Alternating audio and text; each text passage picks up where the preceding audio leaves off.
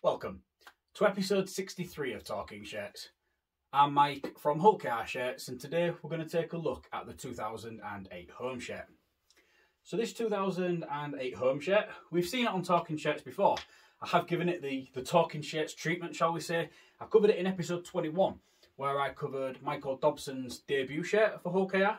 So we are quite familiar with the 2008 shirt and the aesthetics of it and sort of the design elements that I spoke about in episode 21.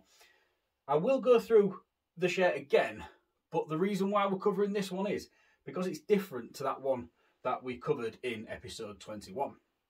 So this one was worn by James Webster, and it was worn by James Webster in the first game of the 2008 season, which was away from home, on the road, at Headingley, and there is something very different about this shirt that was worn that day. Some of you will know, some of you won't. But when we get to it, we're going to have a really good, interesting conversation about it.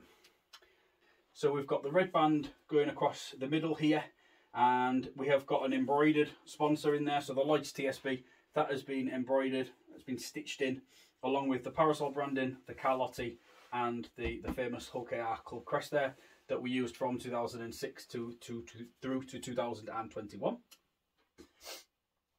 This Leeds TSB up here, this has actually been heat applied at the top there. So on some of these shirts, this actually does start to wear off. But this one is in quite good nick, probably because it was only used in the one game. And that does have a lot to do with why this shirt is in such good condition for a player worn shirt. As I explained to you in the past with the shirts in 2008, this reinforced stitching here, this is a really good telltale sign that a shirt is player specification. These 6 pieces of embroidery here form the reinforced stitching on this grandad style collar. It was the same on the home shirt and on the away shirt during 2008. Having a look at the side, and you will see here that we have got the Engage Super League patches. These are on both sleeves. These have been heat applied and they're a felt patch. Again, sometimes these split, especially when you've got these 2 stripes that are going down here. Those have been applied after the fact, and they're not actually part of the physical body of the shirt. So there is quite a lump going on underneath this patch. So normally you would see quite a bit of damage to these patches. Again, because it was worn in just one game, the chances are that is why this is in such good nick. We would be used to seeing this all cracked. The Dobson shirt I've got, it's all cracked. I'll pop a picture up for you so you can see the comparison from this shirt to the Dobson shirt, because there is a lot of damage to the Dobson shirt, whereas this one here is in really good nick. Right then, so this is the main reason why I've decided to cover this shirt in episode 63, and that is because, as you can see here, James Webster has had his name applied below the number on this shirt. Now, this shirt, as I've said, was worn against Leeds. It was the only Super League game where Rovers played during 2008 with the number and then the name below and not in the above position.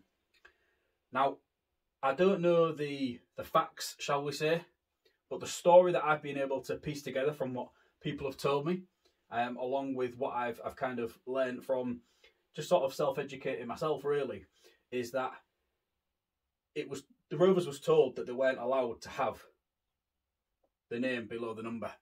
Now, we've seen it in past seasons. I know St Helens have done it in the Super League, and I think Bradford have as well. I'll pop some pictures up for you so you can see all the clubs having their names below the numbers on the shirts, because I do find it really interesting that Rovers were told, allegedly, that they weren't allowed to do this. Now, a lot of it comes down to this Leeds TSB sponsor here. This is the big problem.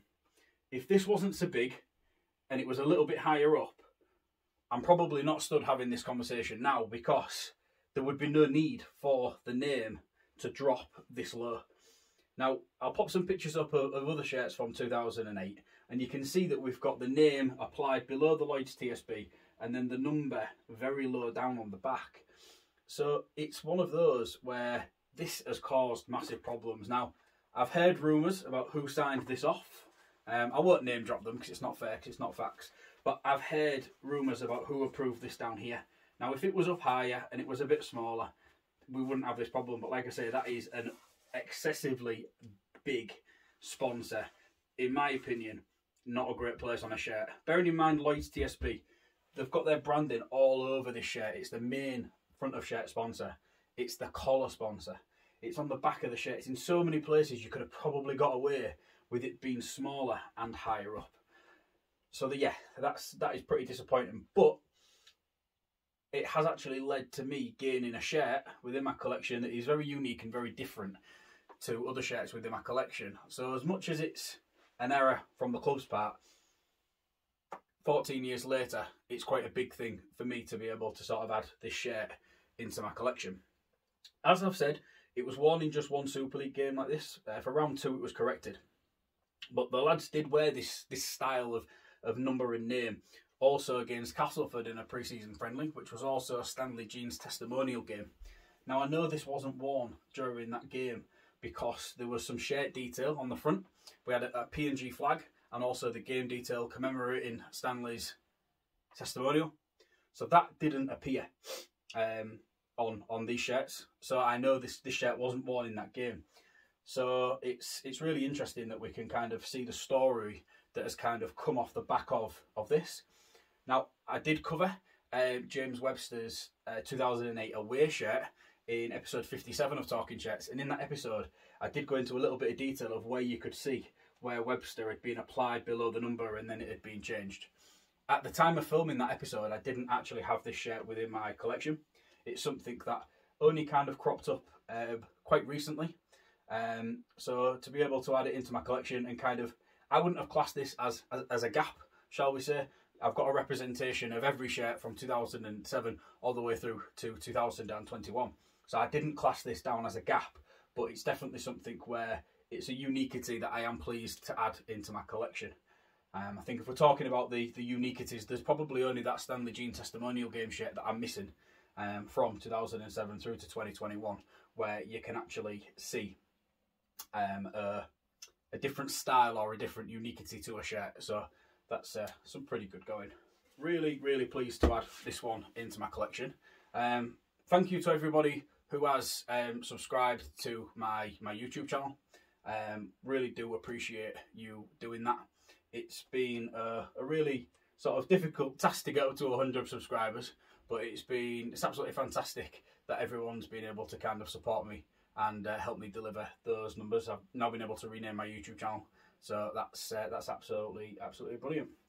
So that's everything for episode 63 of Talking Shirts. Check back in another couple of weeks. I'll be back with episode 64, where I'm going to cover a shirt from the late 80s stroke early 90s. Thanks for watching. Bye for now.